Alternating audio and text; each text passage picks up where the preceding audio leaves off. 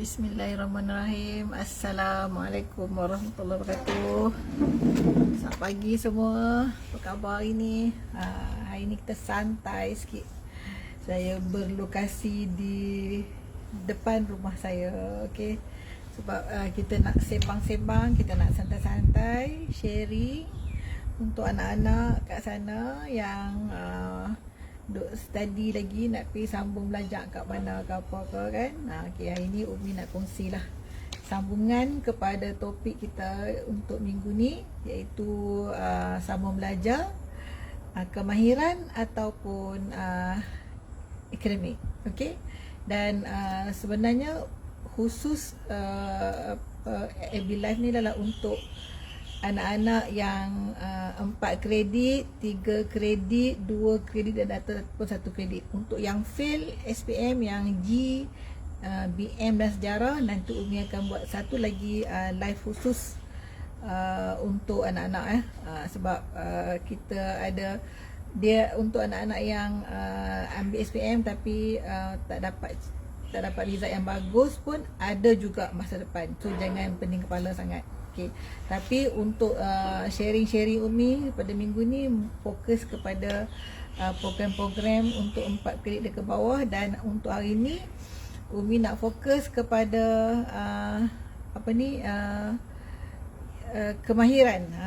Sebab ramai juga bukannya mungkin lah, ramai yang anak-anak dekat luar sana yang tak tahu pun yang kemahiran tu macam mana kan. So bila dalam pemilihan program berdasarkan result result yang 4 kredit dan ke bawah tadi, kalau lah kata kita tak berminat untuk akademik, mungkin untuk kita belajar engineering secara formal, kita belajar untuk katakan macam farmasi ke, kita belajar management secara formal. Jadi kita ada program-program yang dipanggil bahagian latihan ataupun kemahiran. Ini ramai tak tahu. Okey, Umi nak share ini Dia bagi mereka yang tak excellent result SPM dan kita kurang berminat untuk akademik, kita boleh memilih kemahiran ataupun dalam bahasa di Malaysia ni dipanggil sebagai TVET. Okay. So TVET ni adalah singkatan kepada Technical and Vocational Education and Training. Okay. Dan TVET ni proses pendidikan dia adalah untuk menekankan kepada amalan industri, iaitu yang macam saya cakap semalam, hands on.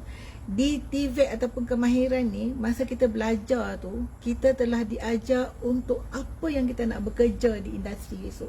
Okay, yang paling senang lah Umi ambil culinary. Sebab TVET, sebab culinary ni banyak sangat sekarang dekat Malaysia, dan okay, untuk keadaan sekarang, culinary antara kerjaya yang bagi saya menjamin masa depan. Kalau you tak bekerja di bidang perhotelan ke dekat restoran-restoran, you boleh buka sendiri bisnes F&B untuk mendapatkan pendapatan. Okey, so antara bidang TVET ataupun kemahiran yang kita boleh ambil tu culinary. So masa kita belajar daripada SEM 1 tu, kita akan diajar menggunakan pisau, menggunakan peralatan, cara potong yang betul, dan mengenal kepada kepada makanan-makanan yang ada di Malaysia ataupun di luar negara dan bahan-bahan yang digunakan. Dan dalam masa kita belajar culinary di TVET tadi, kita akan diajar untuk menghasilkan satu sandwich contoh dia, ataupun satu burger, sukatan yang betul, timbangan yang betul, yang tak membazir. Itu yang kita akan belajar masa TVET. So masa di college-college yang untuk TVET tadi dah diajar pun, dan mostly mereka yang ada college-college TVET ni, diorang ada juga restoran-restoran ataupun networking dalam industri makanan tadi, kan. Okey, contoh tempat yang kita boleh belajar untuk TVET lah, banyak sebenarnya kat Malaysia ni. Dia ada untuk government, JPA pun, bukan JPA lah, untuk yang sekolah teknikal tadi ataupun institut kemahiran yang di sektor awam pun ada, di swasta pun ada. Okey, untuk kemahiran di sektor awam kita ada banyak sangat. Contoh dia adalah Giat Mara, okey, IKBN, IKM. Apa yang berlaku sekarang ni, IKM, Giat Mara tu orang pandang macam lower class. Saya cukup macam kadang stress dengan orang-orang yang memandang kepada Giat Mara, IKM, IKBN especially. Waalaikumsalam Puan Azah Amin. Alhamdulillah, thank you Azah bersama saya pada pagi ini. Okay. So IKBN, Giat Mara ni, jangan pandang rendah sebab dia keluar daripada IKBN ke, keluar daripada Giat Mara ke, keluar daripada IKM ke, bukan gaji 500, 800 ya. Gaji minimal paling-paling pun 2000. Hai Harry, ini my ex-student. Apa khabar Harry? Sekarang you kat mana? You dalam bidang pertelan dulu kan? I believe that sekarang pun jawatan dah tinggi dah kan? Betul tak Harry? Kalau you ambil skill, senang dapat kerja. Kan, nanti kita panggil Harry untuk sharing dengan saya juga. So, kurikulum ataupun silibus yang diberi dalam kemahiran tadi adalah yang digunakan dalam industri, yang waktu bekerja tu memang dah diguna pakai. So majikan tak akan ragu-ragu ambil. Okay. So kalau kata let's say siapa yang 4 kredit, 3 kredit tu, bagi saya lah personal advice, because saya pun dah more than 10 years dalam industri pendidikan, ambillah bidang kemahiran. Sebab apa, kalau kita ambil yang diploma biasa ataupun yang education biasa tu, apa yang saya nampak, kita cuma belajar teori, okey, macam konsep pengurusan, konsep marketing, konsep production. Tapi silibus yang diberi oleh MKA tadi tu, dia kepada teori dahulu, dia tak bagi kita kepada industri. Cuma masing-masing college lah dia akan gunakan pencerah-pencerah yang berkemahiran, yang ada background, yang memang dalam industri untuk mengajar student. Itu advantage kepada college tersebut. Okay. Tetapi kalau di bidang kemahiran, daripada awal lagi memang telah menekankan tentang macam mana dia nak survive di industri, macam mana nak guna bahan, macam mana nak keluarkan produk yang bagus. Memang daripada awal lagi dah ditekankan. Sebab silibus kemahiran daripada yang dibentuk oleh kerajaan tadi, sebab sijil kemahiran Malaysia adalah di bawah seliaan Kementerian Sumber Manusia. Okay. So bila di bawah Kementerian Sumber Manusia tu, dia telah memikirkan tentang kualiti yang akan keluar nanti, tentang personel yang akan keluar pada industri. So silibus tadi memang hands on. Jadi anak-anak yang 4 kredit, 3 kredit tu, bagi saya nasihatkanlah, memilihlah bidang yang kemahiran tadi. Sebab di dalam industri sekarang ni, majikan lebih suka prefer kepada mereka yang bila dia masuk kerja tu, kami tak perlu lagi dah nak ajar sampai 2-3 bulan apa semua. Kalau boleh tu, bila kita masuk tu, macam kalau kita ada kitchen, kita masuk tu dia dah pandai dah guna peralatan whatever yang dalam di kitchen tadi lah, guna periuk ke, nak guna dapur, macam mana nak guna stove tadi, macam mana api dia, macam mana tu. Sebab masa belajar tadi tu memang telah pun diajar. Dan okey, apa yang saya dapat feedback saya ada feedback kat sini tentang mereka yang terlibat. Okey, untuk kemahiran ramai pelajar memilih kolej swasta. Ini satu kajian bagi saya very impressive lah. Sebab apa? Kenapa pelajar memilih kolej kemahiran swasta berbanding dengan kemahiran awam? Kerana kolej swasta, pertama sekali tempat strategik dah. Yang paling penting, graduan kemahiran kolej swasta lebih berdaya saing, terutamanya dalam bidang culinary, kecantikan, dandanan rambut, automotif, dan even very basic engineering. Kalau kata kita tengok kan, mereka yang expert macam buat aircon, dari segi yang basic engineering yang awal tu, mostly datang daripada kolej kemahiran. Okay. Dan alhamdulillah, kalau wedding pun daripada basic kolej kemahiran tadi, dia akan pergi ke industri tapi dia akan mendalami. Tapi budak-budak yang kemahiran ni memang silibus tadi memang dah latu dia orang lah untuk mahir lah, skill atau dipanggil kemahiran sebab dia dilatih dengan skill, dengan kemahiran. Okey, nampak tak? Jadi untuk anak-anak yang 4 kredit, 3 kredit tu, bagi saya pilihan pertama you all pergi kepada skill. Untuk dalam keadaan ekonomi sekarang, kami lebih memerlukan mereka yang ada kemahiran berbanding yang ada teori. Sebab kalau kita go for yang teori tadi, kita kena pergi internship untuk 5 bulan ataupun 4 bulan ke 6 bulan tadi, barulah kita terdedah kepada industri. Tetapi bila you ambil kemahiran daripada semester pertama lagi, you telah pun terdedah kepada industri. Itu bezanya budak-budak yang lahir daripada sistem kemahiran dan sistem akademik. Okey, saya cakap ni kepada mereka yang 4 kredit. Kalau yang 8A, 7A tu memang you kena pergi bidang you lah, yang mana pun yang high skill, dia panggil professional high skill. Itu memang sesuai sebab bila result kita bagus tu, dari segi daya pemikiran kita untuk kepada untuk pembelajaran yang lebih impresif, lebih compact tadi, kita boleh menerima. Okay, tapi bagi mereka yang 4 kredit, 3 kredit, saya tak kata tak pandai, cuma bila kita kena menilai kenapa aku tak boleh dapat result bagus. Memang kita bukan dilahirkan untuk bidang akademik. So kita pergilah ke bidang skill. Dan saya nak ulang balik, saya dah dapat result bila anak saya yang kedua tadi tak berminat untuk akademik tapi berminat kepada kemahiran. Alhamdulillah. Dan kalau dalam bidang kemahiran pun you akan end up you punya kerjaya, tak semestinya you kerja kuli apa semua. Because kita di luar kita ada juga training yang you can go for professional ataupun you go for trainers. Macam anak saya yang kedua tadi, yang lecturer tadi, dia pergi kepada certified trainers. So dia dah jadi certified trainers untuk industri F&B. So dia boleh mengajar. So bila dia certified trainers, income dia orang dibayar dengan mengikut jam. Maksimum 1 jam dia orang boleh earn 1,500. You bayangkanlah satu hari kalau dia mengajar untuk 5 jam, 1,500 kali dengan 5, berapa income dia. So tapi bermula dengan kemahiran.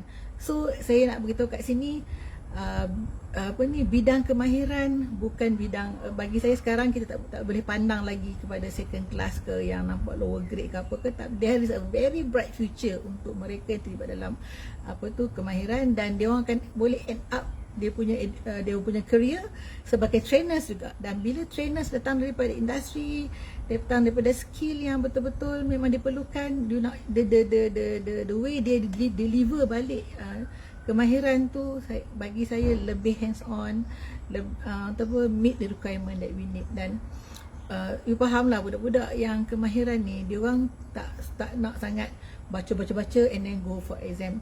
Sebab untuk kemahiran, exam dia bukan you kena baca buku sangat, you jawab balik, tak. Exam dia, dia bagi task, dia bagi bahan-bahan. Contoh dia untuk buat muffin, you buat the best muffin dengan decoration apa semua. So kita yang kurang akademik ni, kita lebih suka benda-benda macam tu, kan. Kalau macam budak-budak yang tengok mak rempit apa semua tu, tapi kalau dia boleh repair motor, boleh the best. Tapi kalau you suruh dia baca buku, memang dia tidur, kan. Sebab apa? Sebab dia punya diri dia tu, nature dia lebih kepada kemahiran tadi, lebih kepada skill. So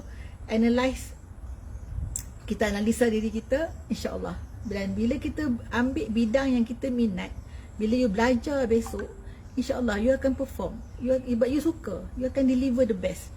Dan kemahiran tadi, dia akan bagi exam, bukan dia bagi buku, bukan bagi kertas, jawab balik daripada buku-buku tu, tak. Tapi dia akan bagi task you. Okey, contoh dia kalau kata dalam untuk mekanikal, mungkin dia akan bagi you washing machine yang rosak dan you repair. So you siapa yang minat guna skru apa semua tu, dan dia akan buat lah. Ataupun mungkin dia kata okey, bagi washing machine, dia suruh you upgrade kan washing machine tu. Tapi kalau budak-budak yang memang suka main skru, yang memang tak suka baca buku, dan insyaAllah dia akan buat. So sama juga mereka yang macam pemotoran tadi kan, dia boleh repair motor dia sampai boleh speed dengan mungkin jimat minyak tapi speed yang tinggi. So kita kalau parents, kita tengok anak kita macam mana, kita support lah anak kita supaya diorang pergi kepada bidang yang dia minat. So bagi saya, untuk kejaya untuk kerja kosong ke, untuk confirm kerja ke, InsyaAllah memang ada lah. Jangan usah hatilah pasal kerja-kerja tu. You equip, penuhkan diri kita dengan ilmu, dengan kemahiran, dengan knowledge apa semua. InsyaAllah bila you pergi bertemu duga tu, you share benda yang make sense, yang memang apa tu, orang kata apa, menjawab kepada permasalahan company tu, InsyaAllah dia akan ambil you kerja. Tapi kalau kita tak ready, the way we deliver masa kita bertemu duga tu, kokak-kokak apa tu, mungkin memang nampak. Tapi kalau orang yang dalam skill, day one lagi dia ada terdedahkan. Kalau orang culinary dengan periuk, dengan senduk, dengan pisau, dengan segala macam bahan-bahan. Kalau teknikal dengan skru dia daripada day one, walaupun umur 18 tahun lepas SPM, tapi dah dia bagi skru, dah dibagi macam-macam untuk you repair. Then insyaAllah hari-hari you buat, then you akan mahir. Itu dia panggil skill. So those yang 4 kredit, bukan 4A, 4C, 3C, 2C tu, kalau saya advise, lihat dulu kepada bidang kemahiran yang mana kita minat. InsyaAllah you akan perform, you will do the best, you can earn more. Sekarang ni banyak sangat, especially kalau kata industri oil and gas, memang nak ambil yang kemahiran. Lepas tu apa tu, industri apa tu, engineering pun ramai lah. Kalau kita tengok daripada budak IKM, daripada budak Giat Mara, daripada KBN, kan. Dan kalau kata untuk swasta, kita pilih kolej-kolej yang menawarkan MLBK daripada tahap 1 sampai tahap ada tahap 5. Okey, MLBK tahap 4, CJ dia sama dengan diploma kalau bidang akademik. So walaupun dia di bidang kemahiran, tapi dia punya skill-skill yang ada tu sampai kepada degree juga.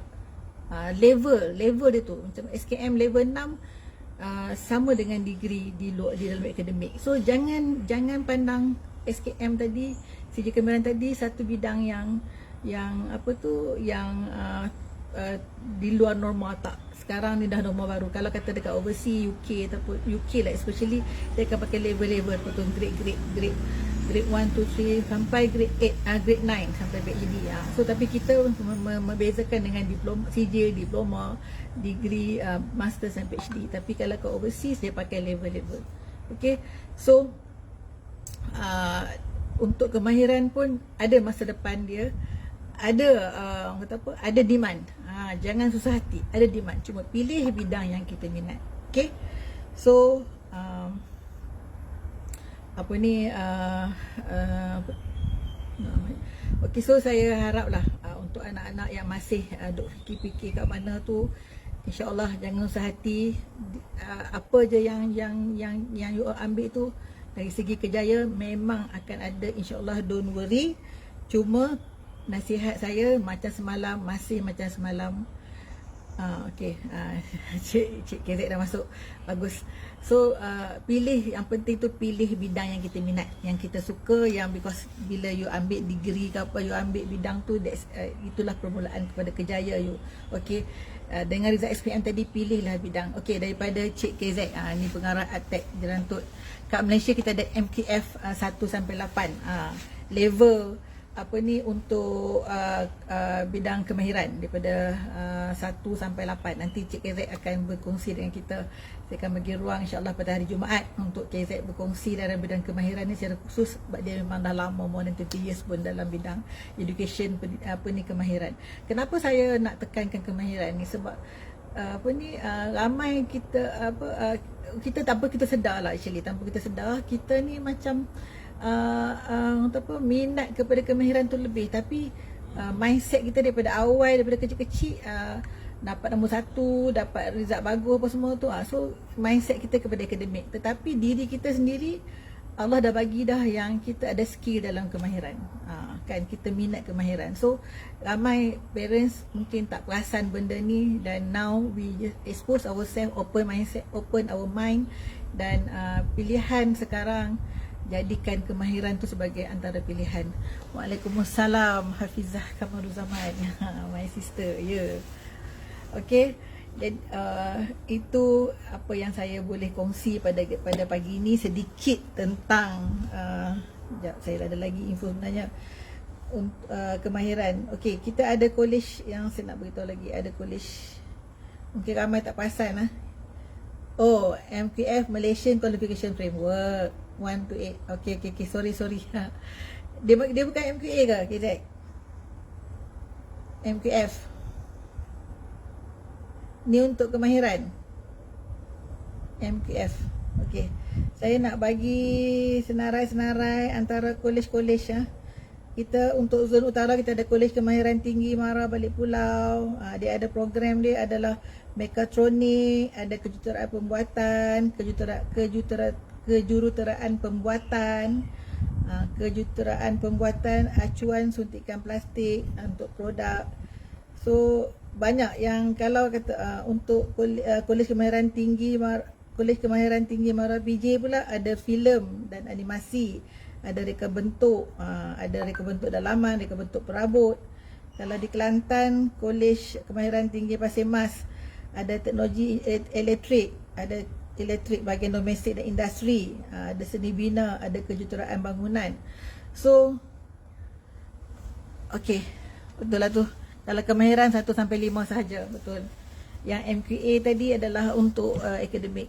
So, banyak bidang yang saya sebut tadi kan, yang kejuruteraan. Walaupun you nak jadi engineer, so kita mungkin tak go for formal, kita go for engineer yang bermula dengan tadi CJ tadi ataupun diploma tadi, dan khusus kepada kemahiran.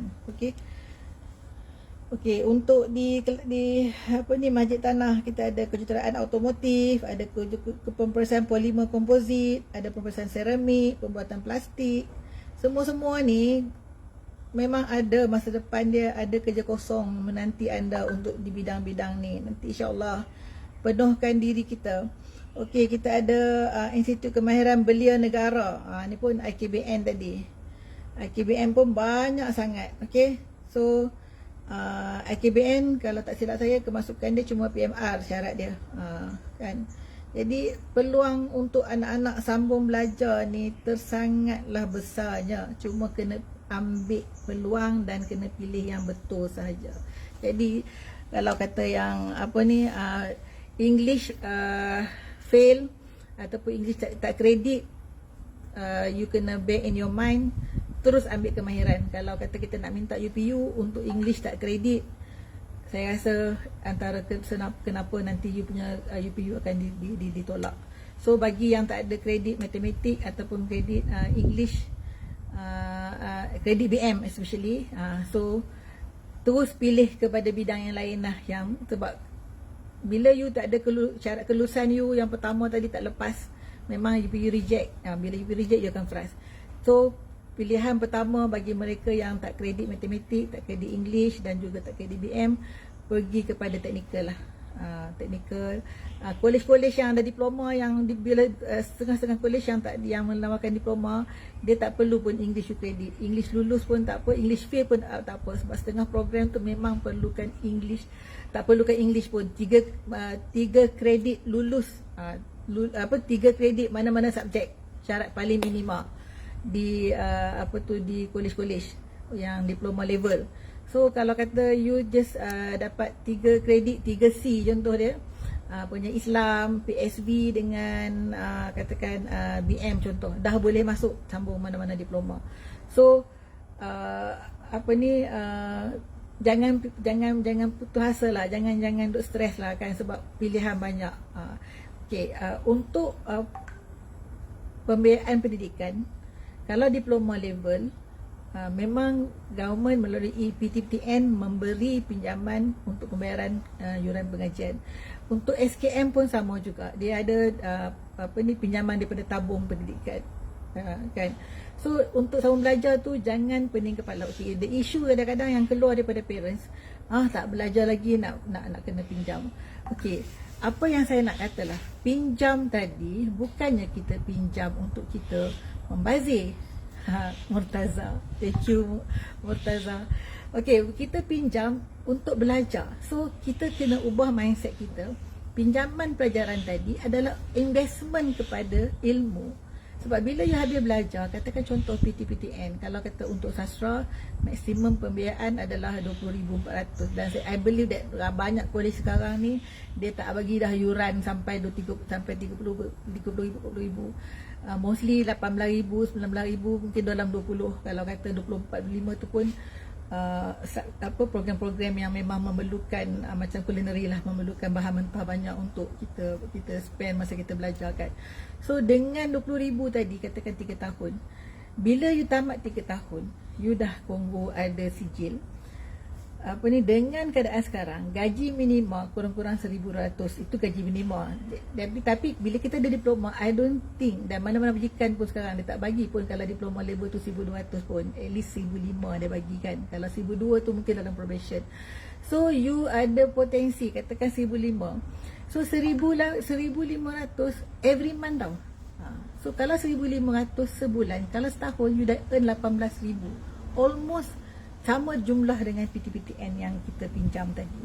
Kalau lah kata kita consider kita duduk dengan mak lah, tak guna langsung duit tu, gaji we can pay back kan. Tapi kalau kita buat penjadualan pembayaran, tak ada isu.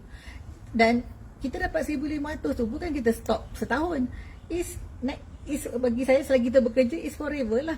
Dan bila you bekerja lama, potensi you nak naik gaji, nak dapat bonus ke ada. So dengan pinjaman 20,000 tadi ataupun dengan PTK tadi, mungkin dalam dapat 10 ke 15,000 tadi tu, you akan earn income selepas 3 tahun kita invest, selepas 3 tahun kita belajar.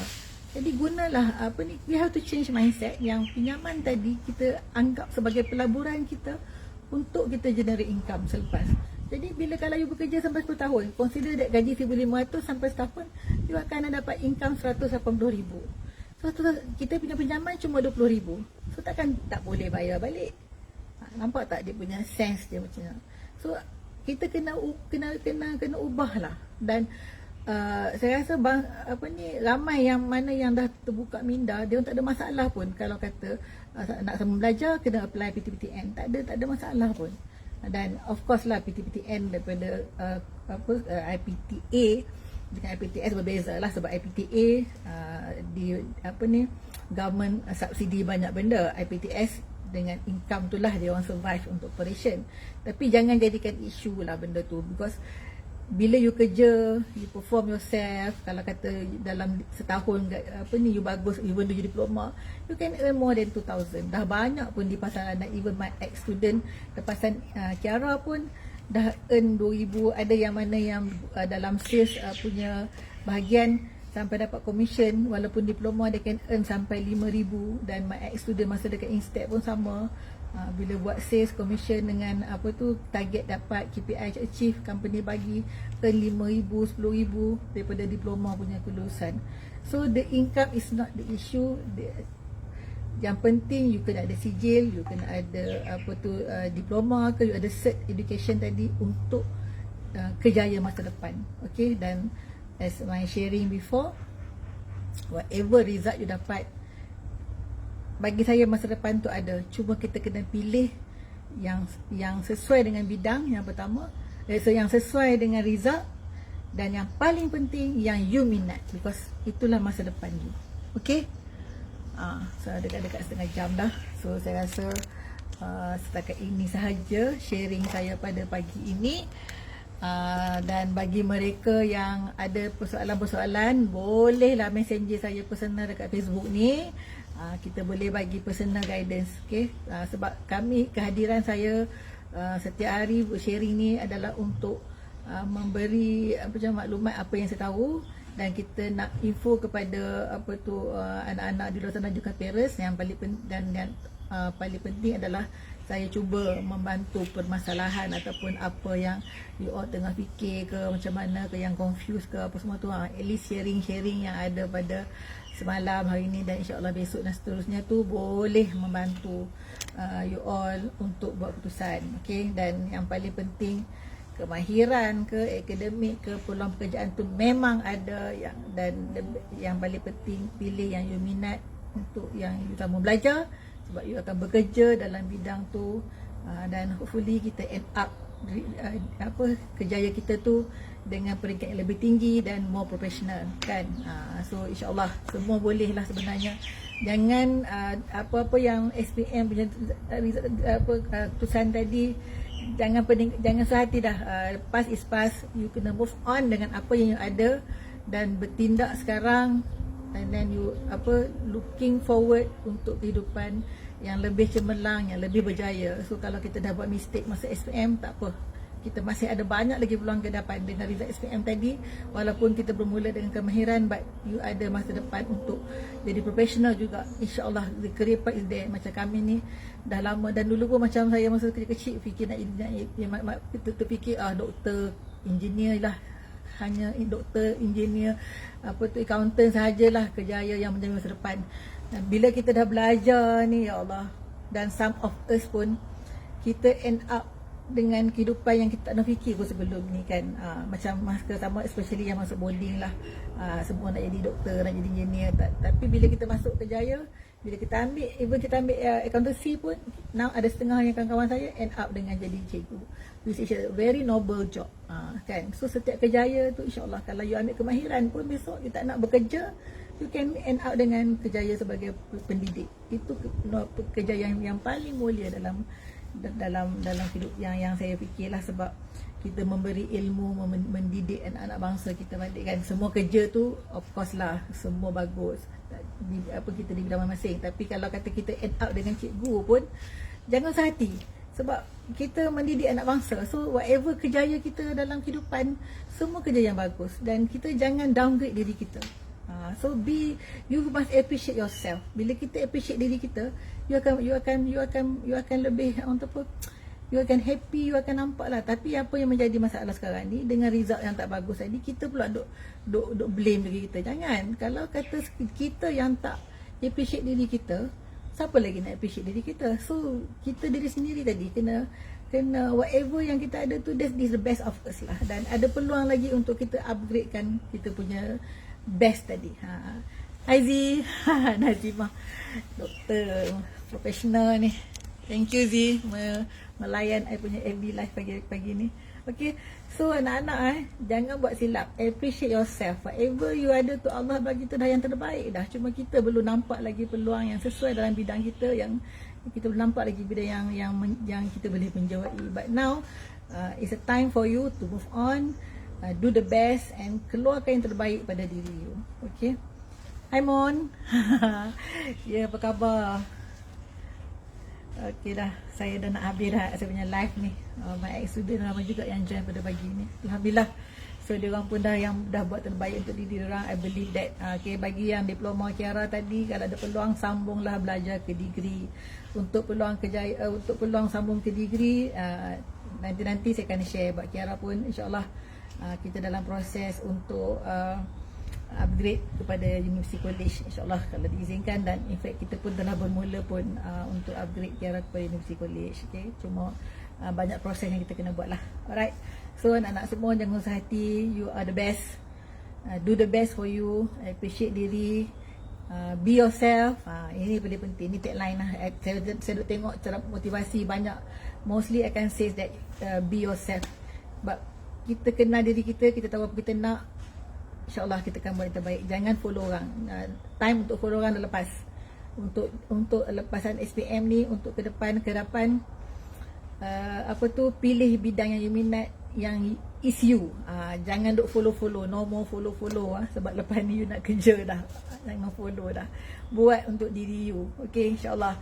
And then reward yourself. Okay. So salam sayang untuk semua. Semoga Allah memudahkan urusan kita dan berkati kita pada hari ini. Senyum-senyum selalu. Senyum dah sedekah. Tak boleh, tak mampu sedekah dengan duit, kita senyum bagi orang happy. Dan kalau you sendiri senyum, tengok diri you senyum, you akan ada self confidence balik. Ceria. Okay. Okay, Alhamdulillah. InsyaAllah kita jumpa lagi besok pukul 10 pagi. Celoteh saya sembang ini. Kawan-kawan pun kalau ada idea-idea untuk apa kita sembang besok ataupun lusa, apa semua, just share with me dekat Facebook. InsyaAllah kita akan kongsi apa yang kita ada kan. Kalau semoga ilmu yang kita sharing ni memberi manfaat pada orang lain kan, insyaAllah. Okay, so Faiz, I nak keluar lah Faiz. Okay, salam Kak Tina. Okay, all the best semua. Assalamualaikum.